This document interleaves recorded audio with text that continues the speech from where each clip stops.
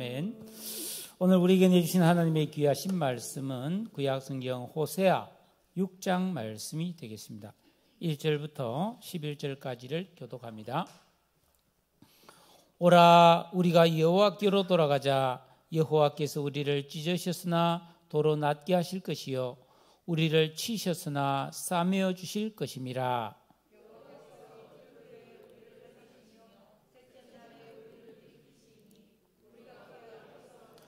그러므로 우리가 여호와를 알자. 힘써 여호와를 알자. 그의 나타나시면 새벽빛같이 어김없나니 비와 같이 땅을 적시는 늦은 비와 같이 우리에게 임하시리라 하니라.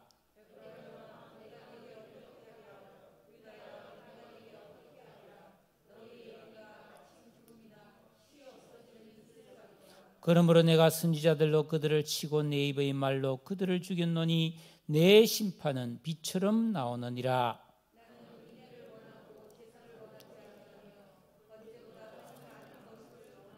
그들은 아담처럼 언약을 어기고 거기에서 나를 반역하였느니라.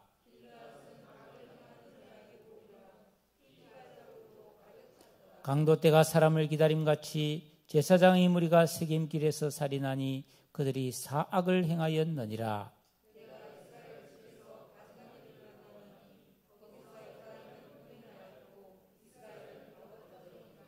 또한 유다여, 내가 내 백성의 사로잡힘을 돌이킬 때에 내게도 추수할 일을 정하였느니라. 아멘. 실제로 있었던 이야기를 하나 소개합니다. 저 경상북도 청도에 아주 돈이 많은 부잣집에 믿음이 좋은 18세 처녀가 살고 있었습니다. 어느 날 이 처녀의 옆집에서 혼례식이 열렸는데 담을 하나 사이에 두고 이웃집에 살던 처녀는 그 담장 너머에 있는 혼례식을 구경했습니다. 옛날에는 구경거리가 없다 보니까 동네 결혼한다 이러면 엄청나게 좋은 구경거리죠. 마침 옆집이라 이 처녀는 자기 집에서 담장 너머 그 혼례식을 재미나게 구경하고 있었어요. 주례자가 신랑 입장 그러자 이 30살의 신랑은 예복을 입고 하객 앞으로 씩씩하게 걸어 나왔습니다. 그 당시에는 가정에서 이제 우리 큰 누나도 결혼할 때 제가 알아요. 그 집에서 이렇게 이 단상을 쌓아놓고 닭도 2마리 갖다 놓고 그죠? 그 전통 원례를 하잖아요. 그러면 이제 신랑이 장가들로 신부집에 가잖아요. 그러니까 신부 집안 사람들과 온 동네 사람들이 신랑이 어떤 사람인가 굉장히 이제 호기심이 많죠. 그래 이제 신랑이 탁 예복을 입고 척척척 걸어 나오는데 갑자기 문제가 생겼어요. 신랑의 표정이 일그러지더니 거품을 물고 꽝 쓰러져 버린 거예요. 이 신랑이 될 사람은 그 당시 흔히 질랄병이라고 하는 이 간질, 요즘은 그걸 내전증이라고 하는데 그 이제 환자였던 것이죠. 난리가 났죠. 갑자기 결혼식장이 소란해지고 속았다 하면서 빨리 당장 끌어내 막 그러면서 막 고함 소리가 터지고 있습니다. 그래서 이 신랑이 될 뻔한 이 총각은 따라온 그 자기 친구들의 등에 업혀 동네 밖으로 사라졌고 하객들은 마치 못 볼 것을 보았다는 뜻이 재수 없다는 표정을 지으며 집으로 돌아갔습니다. 신부 쪽 부모는 신랑 측 어머니에게 어떻게 이렇게 감쪽같이 속일 수 있느냐 하면서 거세게 항의했고 그 결혼은 없던 것으로 무효하고 파혼을 했습니다. 그런데 담장놈으로 이 모습을 지켜보던 이 처녀가 엄청나게 충격을 받아요. 그러면서 불현듯 이 처녀가 이런 결심을 했습니다. 저 간질병으로 쓰러져서 파혼당한 노총각은 앞으로 어느 누구와도 결혼을 못하고 총각으로 살겠구나. 저 사람은 절대로 결혼을 할 수 없을 테니 내가 저 총각을 평생 보살피고 사랑해 줘야 되겠다. 내가 저 총각이랑 결혼해야 되겠다. 이런 생각을 한 거예요. 이 처녀는 그 당시 그 동네에서 가장 큰 부잣집이에요. 양반 가문이었습니다. 반면에 그 노총각은 30살에 유복자로 태어나서 호르몬이스라에서 자라났고 다스르즈 가는 초가집에서 그 염소 몇 마리를 키워서 젖을 짜서 겨우 입에 풀칠하는 과부의 아들이었습니다. 결혼을 결심한 이 처녀는 부모에게 자기 생각을 말씀드렸습니다. 부모님이 펄쩍 뛰는 거죠. 야, 니 미쳤나? 꽃다운 18세에 네가 30살의 노총각에 그것도 지랄병 환자에게 시집을 간단 말이냐? 거절하고 혼내고 얼르고 달래고 협박을 했는데 이 처녀의 마음은 변하지를 않았어요. 그러면서 마태복음 25장 40절에 지극히 작은 자에게 한 것이 곧 내게 한 것이라고 그랬는데 이러면서 말하니까 예수 믿는 부모가 할 말이 없잖아요. 하나님의 긍휼한 마음이 이 아가씨의 마음에 강하게 임재한 거죠. 마침내 그 처녀는 그 간질병 환자인 노총각과 결혼을 했습니다. 이 소식을 들은 친척과 동네 사람들이 다 충격을 빠졌어요. 안 그렇게 해요? 그게 말이 되냐 이 말이지. 네? 그러나 이 처녀는 결혼식을 하는 날 그렇게 좋아할 수 없을 정도로 싱글벙글 웃으면서 기쁘게 결혼을 했다는 거예요. 참 이해가 하기 어렵죠? 그 후에 어떻게 됐을까요? 사진을 아까 미리 띄우면 안 되지. 네? 3남 3녀를 낳았을 거예요. 네? 그리고 저 앞줄에 넥타이 앉아있는 저분인데 결혼 후에 2-3번 발작을 일으킨 적이 있지만 완치되었습니다. 그리고 대구 옆에 있는 경산교회 장로가 되었고 제재소를 경영하는 사장이 되었고 큰 돈을 벌었어요.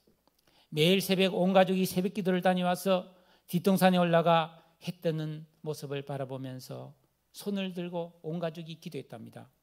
햇빛같이 살게 해 주옵소서. 햇빛같이 살게 해 주옵소서. 근데 저 아가씨는 그 지금 저 아들, 저 뒤에 있는 넥타이 맨 저 아들이 큰 아들인데 김신웅 장로입니다. 저분의 간증이 지금 이제 국민일보에 연재가 시작됐어요. 그래서 1회에 요 이야기가 실렸거든요. 근데 자기 어머니가 글자 그대로 긍휼의 여인이었다는 거예요. 그러니까 남편이 돈을 좀 벌고 잘 살게 되는데 아침에 학교 갈 때 가방 안에 도시락을 항상 5-6개 사줬다는 엄마가. 그래서 밥 먹는 애들 나눠주라고. 자기는 학교 갈 때 도시락을 얼마나 먹겠어요. 그걸 갖고 와서 밥 먹는 애들을 나눠주면서 그렇게 학교를 다녔고 있는 거 없는 거에서 어려운 사람 있으면 다 도와줬다는 거예요. 지금 저 큰아들이 이제 경북대 수의학과를 나와가지고 수의사가 됐는데 지금 경북 청송에 살고 있는데 저 아들이 청송의 천사로 지금 불리고 있는 거예요. 그리고 35년 넘게 청송보호감호소에 매일 아침 가서 그 있는 사람들을 돌보는 일을 하고 있는 거예요. 앞으로 어떤 일이 벌어질지 좀 제가 더 들어보고 재미난 일이 있으면 여러분에게 소개를 하겠습니다. 참 들으니까 재미있는데 정말 이렇게 사는 사람이 있다니 놀라운 일 아닙니까? 여러분 예수 믿고 구원받은 성도가 하나님의 뜻대로 말씀에 순종하여 산다는 것은 어떤 삶입니까? 믿음의 조상 아브라함을 한번 생각해 보십시다. 아브라함의 성경의 기록을 보면서 제가 인상 깊은 부분이 한 서너 군데 나옵니다.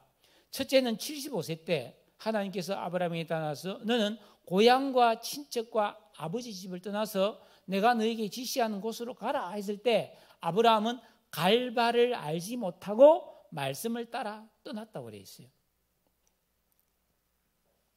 떠나면 내가 아들을 주고 땅을 준다 그랬거든요. 근데 10년이 지났는데 땅도 없고 아들도 안 줬어요. 아브라함은 굉장히 그때 두렵고 낙심이 되었습니다. 왜? 나이가 이제 85세가 되었으니까. 그래서 이거 안 되겠다 생각하고 자기 집안에 있는 종들 중에 아주 착실한 예쁜 애가 안에서 자기 상속자로 삼으려 하는데 하나님이 나타납니다. 아브라함아, 너의 상속자는 네 아내 사레의 몸에서 나는 자라야 상속자가 된다.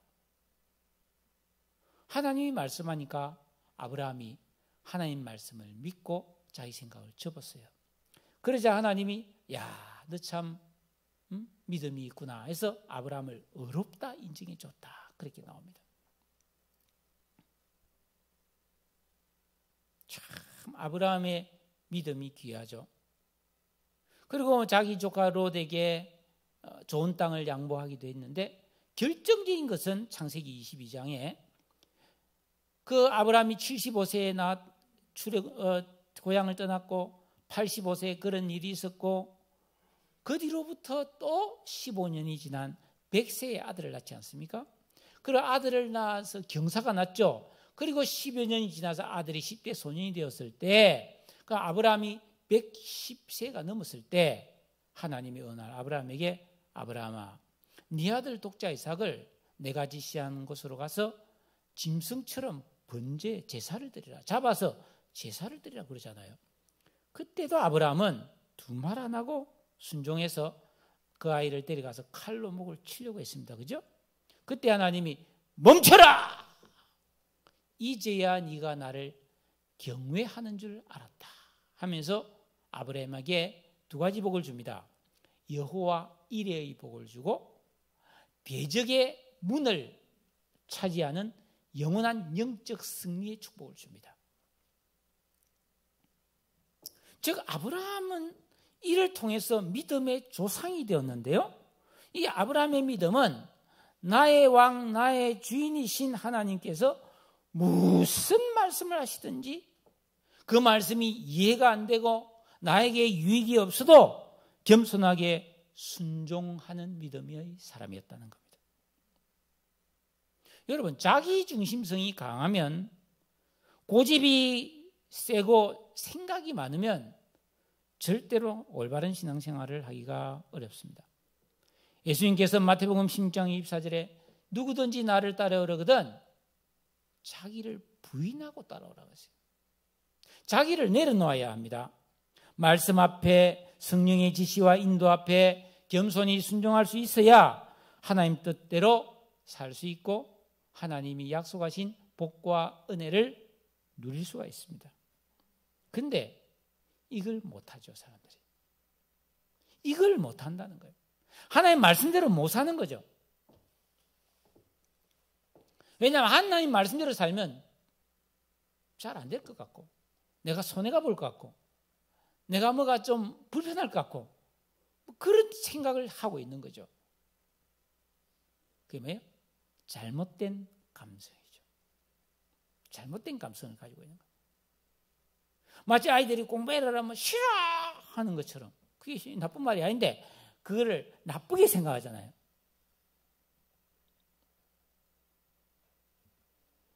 이스라엘 백성들은 이런 아브라함의 믿음의 뿌리에서 자라난 백성들이죠. 그리고 나라가 세워졌습니다. 아브라함, 이삭, 야곱 그리고 12아들 그리고 이들이 애굽에 가서 440년간 종노릇 하다가 출애굽을 통해서 하나님과 언약을 맺고 그들은 이스라엘 나라가 되었습니다.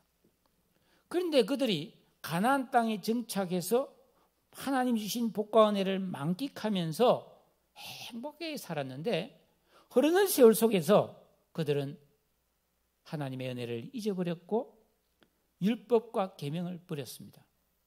자기 욕망과 쾌락을 위해 살아가는 타락한 백성이 되어버렸죠. 이 때문에 하나님은 이스라엘에 진노하셨어요. 그래서 이스라엘 나라가 남북으로 분단되었는데 남북은 각각 타락해버렸습니다. 이에 하나님은 여러 선지자, 그 성경에 나오는 대선지, 소선지들을 보내가지고 하나님 말씀을 기억하고 회개하고 돌아와서 하나님의 진노를 면하고 복과 은혜를 누리라고 초청했지만 그는 듣지 않습니다. 오늘 우리가 읽은 이 호세아서는 바로 하나님이 보내신 많은 선지자들 가운데 북이스라엘에 보낸 선지자 중에 한 명이죠. 오늘 특히 우리가 읽은 6장에는 타락으로 부패한 이스라엘 백성들을 향해 하나님이 정말로 원하시고 기대하시는 성도의 삶이 어떤 것인가를 밝히 들려주고 있습니다. 하나님이 원하시는 것은 6절에 나옵니다. 나는 인애를 원하고 제사를 원하지 아니하며 번제보다 하나님 아는 것을 원하노라. 이렇게 말씀하고 있습니다. 여러분, 우리가 예수 믿고 구원받아서 이렇게 교회를 다니는 것, 주일날 교회에 나온 것, 이게 신앙생활의 다가 아니라는 겁니다. 하나님을 알고 하나님 뜻대로 살아야 된다는 것입니다. 성도가 하나님을 알면은 그분의 거룩하심, 그분의 영광, 그분의 존귀하심, 그분의 사랑을 알게 되면 반드시 나 자신의 죄악됨을 발견하게 되고 가슴 치며 회개하게 되고, 그런 하나님이 나를 사랑하신다는 걸 알고 그 은혜에 감격해서 하나님을 사랑하게 된다는 겁니다. 그러니까 진정한 사랑은 회개와 사랑이 있어야 된다는 거예요. 그래서 하나님은 오늘 이 호세아 6장 1절 3절 사이에서 진정한 회개를 요청하고 있습니다. 오라, 우리가 여호와께로 돌아가자. 여호와께서 우리를 찢으셨으나 도로 낫게 하실 것이요 우리를 치셨으나 사매어 주실 것임이라. 첫째로 원하시는 것이 오라, 우리가 여호와께로 돌아가자 하고 돌아오기를 원하신다고 말씀하고 있습니다. 마치 집을 나간 자식처럼 죄를 짓고 하나님에게서 멀어진 이스라엘 백성들이 회개하고 돌아와 주기를 원하는 거죠.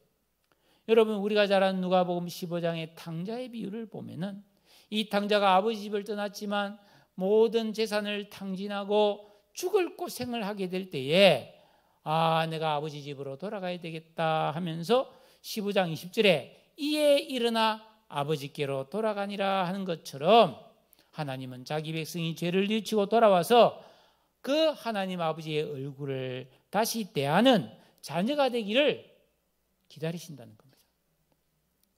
그런데 우리가 성경을 읽어보면 이스라엘 백성들은 끝까지 안 돌아옵니다. 왜 안 돌아옵니까? 그 마음과 생각이 악하기 때문에. 아무리 올바른 말을 선지자들이 와서 깨우쳐줘도 모르는 거예요. 깨닫지를 못하는 거예요. 회개하지 못하는 거예요. 그런데 하나님 말씀합니다. 너희들이 회개만 하고 돌아오기만 하면은 2절에 이틀 후에 우리를 살리시며 셋째 날에 우리를 일으키시리니 우리가 그의 앞에서 살리라 합니다. 하나님은 기다렸다는 듯이 반갑게 영접하시고 즉시 치유와 회복의 은총을 주시겠다고 말씀하고 있어요. 여러분, 이 사실을 깨달은 다윗은 시편 30편에서 이렇게 고백했습니다. 그의 노염은 잠깐이요 그의 은총은 평생이로다. 저녁에는 울음이 기숙할지라도 아침에는 기쁨이 오리로다.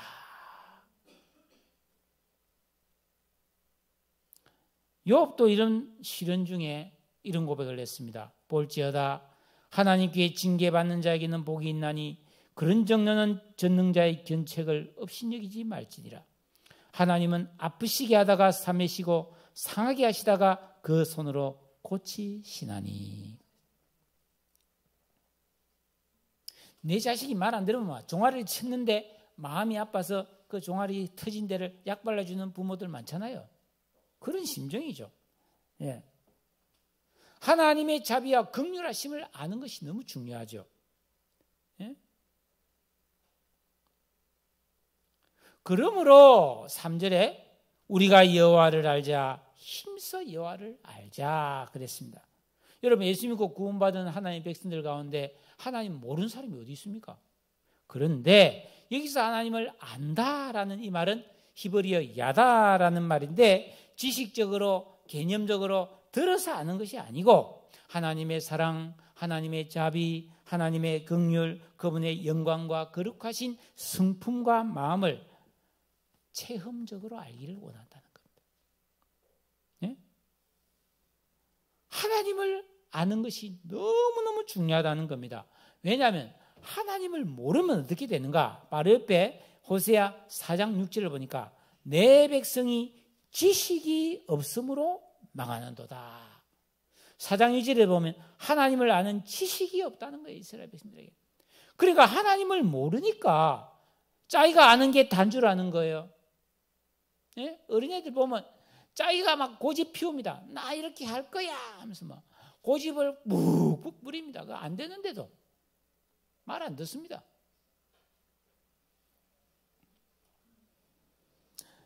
즉 다시 말하면 지금 이스라엘 나라가 엄청난 재앙이 오고 고통이 오고 전쟁이 일어나고 불행해지는 모든 원인이 하나님을 알지 못했기 때문이라는 거예요. 하나님의 마음을 알지 못하고 하나님 뜻을 알지 못해서 자기 뜻과 자기 생각으로 살았기 때문에 이런 고통과 불행이 왔다는 겁니다. 정리인도 잘 들으라. 학생이 예배 드리니까 참 기특하고 고마운데 학생들이 자기가 생각하는데 자기 하고 싶은 대로 살았다. 잘 될 가능성이 거의 없어요. 왜? 뭘 알았어? 40이 되고 50이 되고 60이 돼도 이 세상 사는 게 쉽지 않은데 10몇 살짜리 20살짜리가 뭘 알아서 제대로 살 수 있겠습니까? 하나님 말씀하십니다. 3절에 그에 나타나시면 새벽빛같이 어김이 없다. 이걸 다른 번역으로 말하면 그에 나타나시면 동이 트는 것처럼 확실하다. 밤이 깊으면 새벽이 가까운 것처럼 하나님 뜻은 언제나 일정하다는 겁니다. 그러니까 우리가 하나님께로 돌아가고 하나님 뜻대로 살기만 하면 하나님은 반드시 만나주시고 은혜와 복을 주신다는 겁니다. 어떻게 해요? 여기 보니까 비와 같이 땅을 적시는 늦은 비와 같이 우리에게 임하신다라고 말씀하는데 올해 우리나라는 참 비가 자주 왔잖아요. 이 감사한 일입니다. 그죠? 지금 뭐 유럽과 전 세계가 가뭄이죠. 놀라운 통계를 보면 이 지구의 3분의 1은 지금 식수가 부족합니다. 그걸 포함해서 3분의 2는 깨끗하지 않은 물을 지금 마시고 살고 있습니다. 전체 지구 인구의 3분의 2가 깨끗하지 않은 물을 마시고 삽니다, 지금. 근데 우리는 굉장히 좋은 물을 마시고 있는 거죠. 자, 팔레스타인에는 비가 자주 안 와요.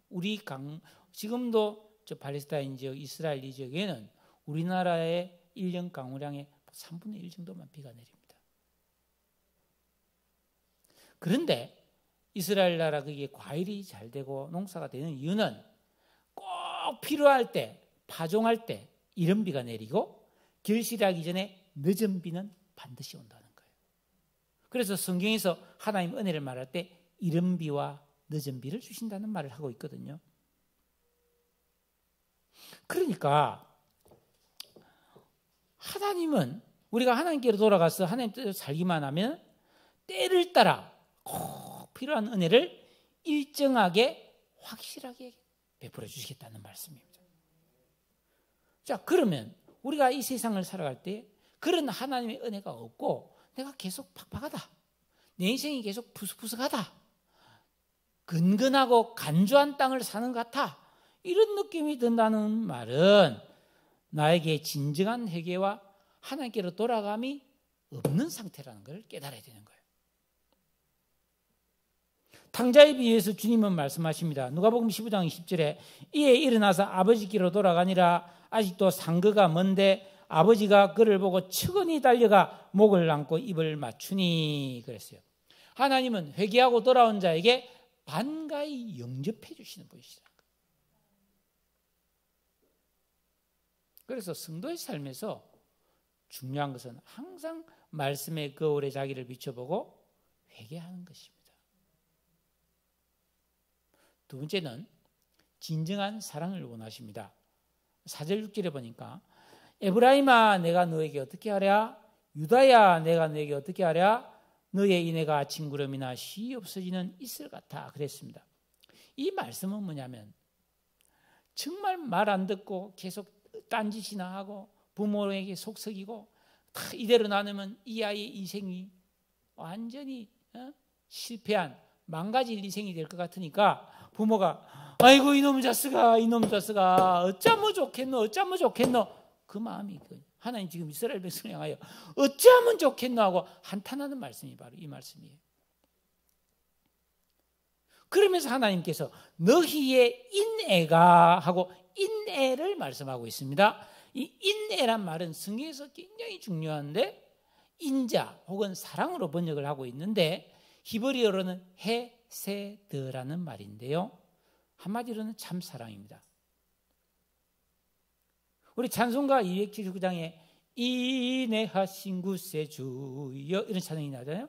이 인애는 정확하게 어떤 뜻이냐면은 사랑하지 않아도 되는데 사랑하고 사랑할 수 없는 대상에게 사랑하는 거예요.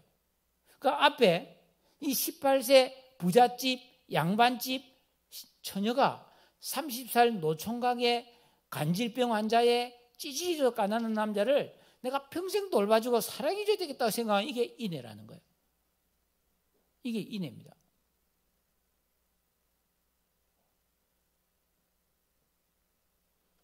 예수님이 하나님과 원수된 나를 위해서 십자가에 죽어주신 게 인애입니다. 이게 인애예요. 그러니까 하나님께서 자기 백성인 이스라엘 백성에게 원하는 것이 인애라는 겁니다. 인애. 진정한 사랑으로 살아라는 거예요. 하나님도 사랑이 되지만 이웃에게 인애를 베풀어라는 거예요. 인애를. 그러니까 성도의 신앙생활에서 이런 인애가 없으면 그 사람이 무슨 많은 일을 하고 대단한 일을 해도 그건 뭐예요? 오늘 성가대 찬양이 멋있었어요. 그거는 울리는 꽹과리예요. 예? 소리 나는 구리에 불과한 거야. 아무 소용이 없어요. 그게 이제 고린도전서 13장 사랑장 아닙니까? 사랑이 없으면, 이 말은 인애가 없으면 아무것도 아니다 이 말이에요. 소용이 없다 이 말이에요. 그러나 하나님 앞에 점수가 안 올라가는 거예요. 그런데 하나님께서 이스라엘 백성들에게 너희의 인애가 아침 구름이나 쉬 없어지는 이슬과 같아라. 자, 아예 없다는 말은 아니죠. 좀 인애가 있어서 사랑하는 것 같은데 이게 금방 소멸되거나 변질된다는 겁니다. 자, 두 남녀가 사랑을 했어요. 손가락을 딱 걸면서 맹세합니다. 우리 영원히 변치 말고 영원히 사랑하며 삽시다. 그래 좋습니다. 했는데 사흘도 안 돼서 변했다. 이거 뭐예요 이거? 너의 사랑이 아침 구름이나 쉬 없어지는 이슬과 같구나. 그거 아닙니까? 판소리 춘향전에 사랑가에 이런 대목이 나옵니다. 산들과 같이 높은 사랑, 하해와 같이도 깊은 사랑. 이렇게 나오잖아요. 산과 같이 높고 큰 바다와 같이 깊은 사랑. 참 사랑을 말하는 거 아니에요? 그러니까 춘향이가 이도는 그런 사랑을 했기 때문에 변학도가 그렇게 수청을 잘해도 목숨을 걸고 안 하고 이도령은 암행의사가 됐지만은 그런 비참하게 옥에 갇혀 있는 춘향이를 끝까지 사랑하는 거죠. 뭐. 변치 않는 거예요. 일반 세상에서도 그런 인애가 중요한 건 인간 세상에 이런 인애가 너무 중요하잖아요. 남편이 뭐 예를 들어서 병들어서 그렇게 쓰러져 있어도 아내가 아이고 이제 이 남자 쓸모없다고 도망가 버리면 그건 인애가 아니지. 끝까지 돌봐주고. 그 결혼할 때 하잖아요. 건강할 때나 아플 때나 병들 때나 뭐 늙었어 뭐 끝까지 사랑하겠느냐 그렇게 하잖아요. 지난주에 주간에 돌아가신 우리 조윤만 씨 오늘 1부 때 장국춘 집사가 나왔는데 그분은 조선족이거든요. 근데 1년 3개월 만에 그 식도암 수술하고 갔는데요. 제가 신방을 한 6, 7번 갔어요. 병원도 가고 집에도 갔는데 진짜 지극정성이 병실을 떠나지 않았어요. 1년 몇 개월 동안은 정말 잠도 거의 안 자고 지극정성으로 돌보더라고요. 그냥 상당히 감동받아서 사실 내가. 그리고 한글도 잘 모르는데 굉장히 지혜롭고 아주 지혜롭더라고요. 그리고 난 그렇게 믿음이 좋은 줄 몰랐어요. 하나님을 철저히 의지했어요.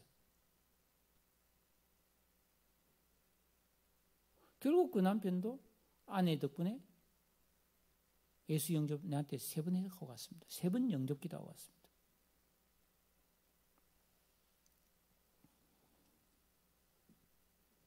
근데 이스라엘 백성들은 뭐 사랑한다고 하긴 하는데 뭐 조금 무슨 일이 있으면 팍 바뀌고 말이야. 변덕을 확 부리고 말이야. 도저히 믿을 수 없는 대상이었다. 이 말을 하고 있는 거죠. 근데 하나님은 어때요? 새벽빛같이 어김이 없고 이른 비와 늦은 비와 같이 확실했다고 그랬잖아요. 너무 다른 거죠. 예? 그럼 이스라엘 백성도 어떻게 인애가 없었는가? 예? 7절에 보니까 그들은 아담처럼 언약을 어기고, 언약이 뭡니까? 자, 여러분, 하나님께서 최초의 인간 아담과 언약을 맺었다는 거예요. 아담에게, 아담아, 네 동산에 있는 모든 거 네 마음대로 해도 좋다. 먹고 싶은 거 다 먹고 네 마음대로 해라. 이름도 네가 붙여주고 네가 다스리라 그랬잖아요. 그러면서 단 하나, 동산 중앙에 있는 선악을 알게 하는 나무의 열매는 먹지 마라. 그걸 먹으면 너는 반드시 죽으리라. 한 요 말씀을 언약으로 보는 거예요. 언약으로. 근데 아담은 그 언약을 어김으로 저주를 받고 에덴에서 쫓겨났잖아요. 근데 이스라엘 백성도 역시 아담처럼 언약을 어겼다는 거예요. 하나님 주신 계명, 율법을 지키지 않았다는 거예요. 그래서 우상 숭배하고 하나님을 사랑하지 않고 이웃도 사랑하지 않는 그런 죄악된 삶으로 하나님께 반역을 했다. 그 말씀을 하고 있어요. 반역을 했다. 어떤 반역을 했습니까? 8절에 길르앗은 악을 행한 자의 꼴이라 피발자국으로 가득 찼고 강도떼가 사람을 기다림 같이 제사장의 무리가 세겜길에서 살인을 했다.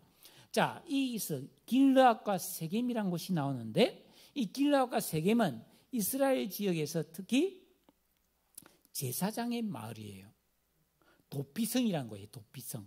그러니까 이스라엘 백성 중에 억울한 일을 당했거나 부지 중에 사람을 해쳐서 이 누명을 벗기 위해서는 일단 이 도피성으로 탁 도망을 가면은 아무도 건드리지 못하는 거예요. 제사장이 그들을 다 보호해 주는 곳이에요. 그리고 이 성가곡 중에 은혜로운 곳은 길르앗 이런 찬양인데 이 길르앗은 굉장히 기름진 땅이고 목초지고 거기서 바산의 암소라고 하는 너무너무 짐승이 잘 되고 하여튼 살기 좋은 곳이에요.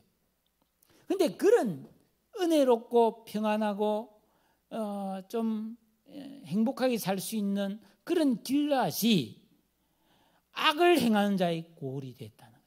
그게 피자국이 막 땅에 거득할 정도로 억울한 사람의 피를 많이 흘렸다는 거예요. 세겜도 제사장들이 그 세겜길로 가는 것은 도피성으로 가는 길이거든요. 그 길은 신장로를 닦아놨어요. 도망가기 좋아라고. 그런데 그 길에서 강도짓을 했다는 거예요. 제사장들이 강도짓을 해먹었다는 거예요. 그러니까 이 길르앗과 세겜이 이 정도니까 다른 데는 어떻게 되냐 이 말이죠. 그러니까 이스라엘 나라 전체가 완전히 타락해서 학대와 약탈과 살인, 강도 그런 게 막 범죄가 가득한 사람 살 곳이 못된 곳이 되었다는 거예요. 하나님은 인내를 원하는데 완전히 뭐예요? 악이 소굴이 되어버렸다는 겁니다.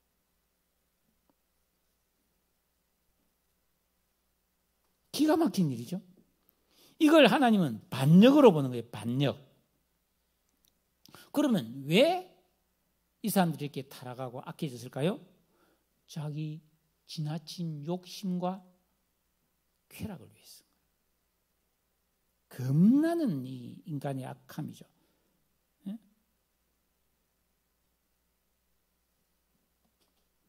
자, 여기서 중요한 오늘의 핵심 주제를 여러분과 다루겠습니다.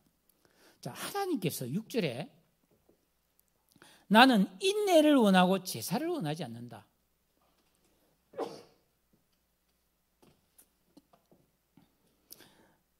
번제보다 하나님 아는 것을 원한다. 자, 이게 보면 하나님이 원하는 것은 인내와 하나님 아는 것이고 하나님이 원하지 않는 것은 제사와 번제입니다. 그죠? 그럼 제사와 번제가 쓸데없는 겁니까? 여러분 한번 물어봅시다. 신앙생활에서 하나님 앞에 번제 드리고 제사 드리는 것이 중요합니까? 내가 이웃에게 인애를 베풀고 하나님을 잘 알고 섬기는 것이 중요합니까? 좀 더 쉽게 말하면 우리가 오늘날 믿음과 예배가 중요합니까? 하나님 뜻대로 사는 게 중요합니까?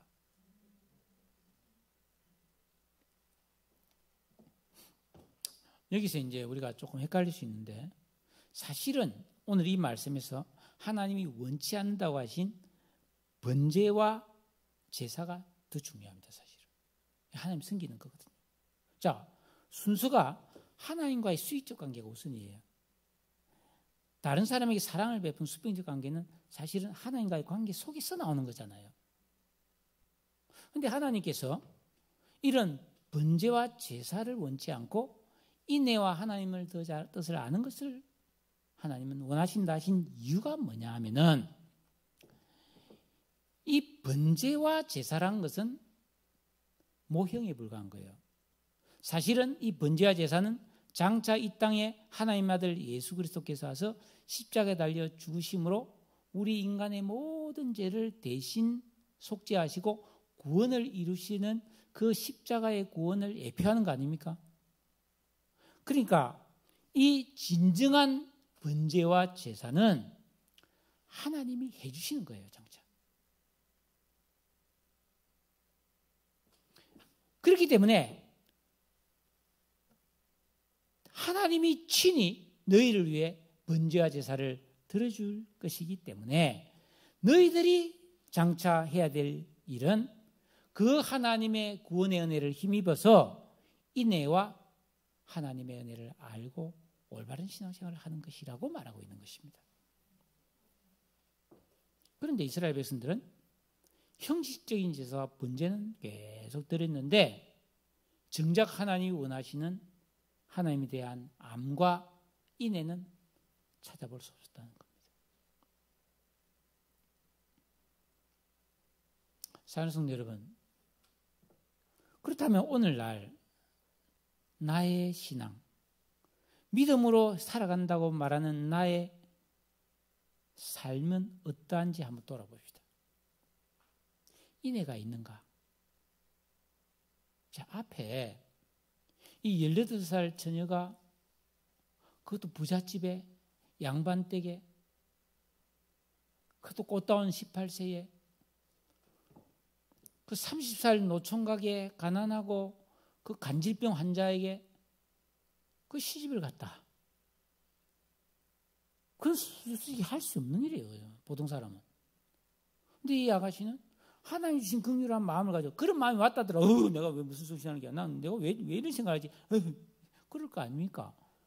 근데 그걸 가만히 생각하면 이게 하나님 뜻이란 걸 알고 부모님을 설득해서 가진 난관을 무릅쓰고 그걸 실천했단 말이죠.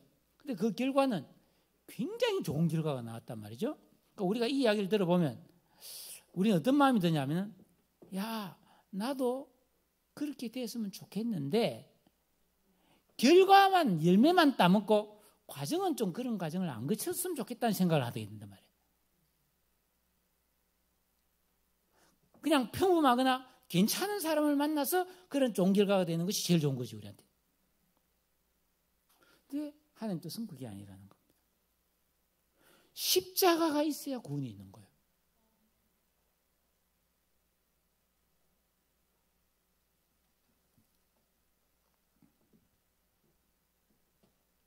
도대체 이 18세 아가씨의 행동은 도대체 뭡니까? 여러분 한번 생각해보면 고민을 좀 해보십시오. 난 고민되더라고 이거 읽고 나서. 어떻게 이런 결단을 했냐 이 말이죠. 이거는 하나님의 말씀의 은혜가 아니면 있을 수 없는 일이에요. 실제로 한국교회 처음 이야기라고 하는 그 우리 기독교 역사를 읽어보면 이런 일은 허다 있습니다. 초대교회, 우리나라 초대교회 때. 간음하지 말라는 말 때문에 자식 놓고 기르는 첩들 다 내보냅니다. 그리고 내 우리가 잘 아는 마가복음 10장의 그 부자 청년에 비해서 내 모든 소유를 팔아 가난하게 주라. 이 말씀에 은혜 받은 사람들이 정말 노예 해방시켜 주고요. 그 노예를 자기 양자로 삼고 또 자기 그 지주들은 땅을 팔아서 모든 가난한 사람이 나눠주고 그냥 전국으로 다니면서 이제 복음 전하는 사람이 된 그런 분들도 많이 있습니다. 우리나라에. 그러니까 우리 신앙의 출발은 그랬었다는 거예요. 성경대로 믿었다는 겁니다. 인내의 삶을 살았잖아요. 우리가 뭐 70대 때 민주화 운동하고 이럴 때 교회가 긍휼의 집이었잖아요. 그런데 언제부턴가는 이제 그런 게 좀 사라져 버렸어요. 제가 오늘 여러분에게 이 말씀을 드리는 이유는 저나 여러분이 인내를 회복하자. 그래서 나 편하게 잡고 우리 집, 내 자식, 아이고 우리끼리 잘 먹고 잘 살면 되지. 난 뭐 신경 쓰지 말. 내 코가 석자네. 좀 이런 이심을 벗어나서 이 어두운 세상에서 교회의 교회됨을 회복하고 성도의 진정한 모습을 회복하는 것은 아침 구름이나 쉬 사라지는 이슬 같은 것이 아닌 이른 비와 늦은 비와 같이 새벽이 오는 것, 밤이 깊은 다음에 반드시 새벽이 오는 일정한 것처럼 그런 인내의 삶을 살아야 된다는 거죠. 어떻게 하면 인내의 삶을 살 수 있습니까? 어떻게 하면 하나님 뜻을 알 수 있습니까? 네? 여러분, 내가 생각하기에 이게 좋겠다, 저게 좋겠다, 이렇게 하면 나쁘겠다. 99.9 아니 100% 틀렸다고 생각하세요. 자기 부인하셔야 됩니다. 내 식견, 나의 분별력이 일단 말씀 앞에서 틀렸고 하나님의 뜻을 구해야 된다는 겁니다. 어떻게 해요? 이런 하나님의 뜻을 구하고 하나님의 뜻을 깨달아 알 수 있으려면은 하나님을 나의 인생의 주인과 왕으로 모셔야 됩니다. 그리고 66권 성경 요약하면 10계명. 이 계명의 의미를 알고 지켜가야 돼요. 어기면 다시 회개하고 다시 지키고 이걸 순종과 기도의 반복되풀이. 그리고 순간순간 하나님께서 내 마음에 선을 행할 감동을 주시면 즉시 실천하는 거예요. 우리는 뭘 좋은 일을 하고 싶다가도 에이 그냥 하지 말자 이렇게 되는 경우가 꽤 많이 있을 거예요. 제 경험으로는. 근데 지금은 가능한 한 하려고 합니다. 근데 그게 또 다 잘 안 돼요. 왜냐하면 돈이 걸려 있고 내가 돈을 내야 되는 것이고 내가 고생을 해야 되는 거기 때문에 그게 망설여지거든요. 접을 때가 많았어요. 근데 지금 가능한 그냥 실천하려고 애를 써요. 근데 결과는 참 평화입니다. 참 평안입니다. 그래서 이런 계명 순종과 기도의 반복되풀이 넘어지면 다시 일어서고 재결단하고 순종하는 이런 과정을 통해서 우리 안에 있는 악한 고집, 감성, 인격 이게 뽑혀져 나가야 돼요. 길가 돌밭 가시밭이 제거돼야 되는 거예요. 그래서 예수 그리스도 안에 있는 세 사람의 거룩한 양심, 인격, 지각, 감성이 만들어져야 돼요. 그래야만이 우리가 하나님의 뜻을 알고 인내의 삶을 살 수 있다는 겁니다. 그러면 그렇지 하지 않으면 아담처럼 언약을 어기고 하나님께 거역하는 반역하는 삶을 살 수밖에 없다는 거죠. 여러분 사랑하는 자녀들인데 부모에게 거역하고 사는 자녀들이 얼마나 많습니까? 그죠? 그거는 그 아이가 악해서라기보다는 그 심령이 변화되지 않아서 그렇거든. 진심이 아니에요. 그렇지만 인간이 그런 존재인 거예요. 우리도 마찬가지라는 거예요. 예수 믿고 구원받고 하나님을 믿는다 하지만은 하나님을 거역하며 살 수밖에 없는 거예요. 사랑하는 성도 여러분, 우리 다 함께 자신을 돌아보고 하나님에게서 멀어진 내 마음을 돌이켜 하나님께로 돌아가는 삶을 결단합시다. 순종과 기도를 통해 하나님을 힘써 알아갑시다. 진정한 인내의 삶을 실천해 보십시다. 하나님 예수님이 말씀하셨어요. 마태복음 22장 37절에 내 마음을 다하고 목숨을 다하고 뜻을 다해 너의 하나님을 사랑하라. 여러분 한 번이라도 마음을 다하고 목숨을 다하고 뜻을 다해 하나님 사랑해 보신 적이 있나요? 이제부터 하면 됩니다. 이 마음이 이런 말씀을 들을 때 여러분 중에 분명히 여러 분류가 있다고 생각해요.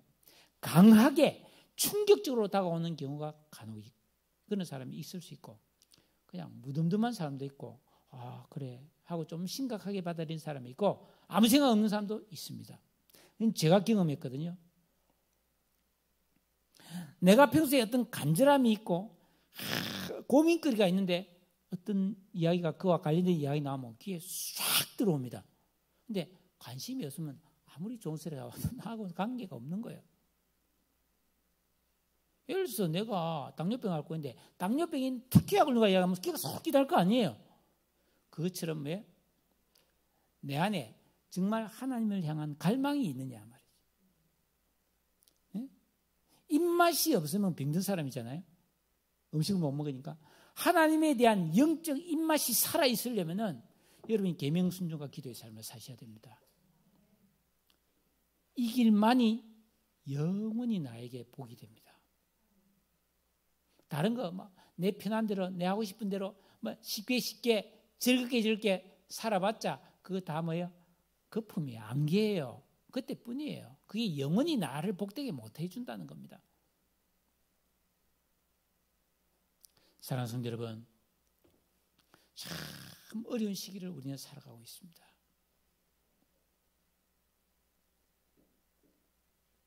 이런 어려운 시기가 더 어려워질 수도 있지 않아요. 그렇게 안 되길 바라지만 더 지금보다 훨씬 더 살기가 어려워질 수도 있습니다.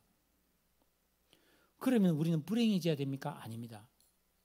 주 안에서 어떤 상황이라도 평안을 누리고 하나님이 주시는 은혜와 복으로 충만하게 살 수 있는 길이 이 길입니다. 여러분 환난을 대비하십시오. 체력을 기르고 소비를 줄이고 영적으로 준비되어야 합니다. 계명을 지키고 기도하는 이 일에 헌신하십시오. 이 길을 가십시다. 이 길만이 이 땅에서도 대비되고 죽음 건너편 영원한 날을 대비하는 가장 확실한 방법입니다. 여러분 모두에게 이런 하나님의 은총이 있기를 주님의 이름으로 축복합니다. 기도하겠습니다. 오늘 말씀을 생각하면서 주님, 내가 힘써 여호와를 알고 하나님이 찾으시는 인내의 사람이 되기를 원합니다. 하나님 더 알기 원합니다. 나에게 진정한 믿음의 길을 갈 수 있는 은혜를 주옵소서. 다 같이 통성으로 기도하겠습니다. 사랑과 자비가 풍성하신 아버지 하나님, 감사와 찬송과 영광을 돌려드립니다. 너희의 인애가 아침 구름이나 시없어지는 이슬 같다. 아버지 하나님, 너희의 인애가 이랬음을 고백하며 용서를 구합니다.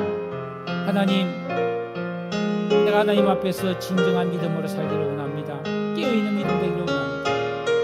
나의 약한 것을 갈아엎어서 기경하기를 원합니다. 진정한 영적으로 깨어있는 장성한 분량에 이르기를 원합니다. 하나님 아버지 인도하여 주옵소서. 나의 가는 길을 이끌어 주시고 도와주시옵소서. 아버지 하나님, 우리 모든 서양숙의 성도들이 이 진리를 알고 이 진리에 헌신해서 이 진리의 길을 담대히 갈 수 있도록 주여 도와주시고 역사해 주시기를 주님 간절히 빌고 원합니다. 하나님 아버지, 주여 영광 받아주시고 주여 은혜를 베풀어 주시고 주여 함께해 주시고 주여 도와주시고 인정받아 주시고 주님 찬양합니다. 예수님 들어가신 이름으로 간절히 기도드리옵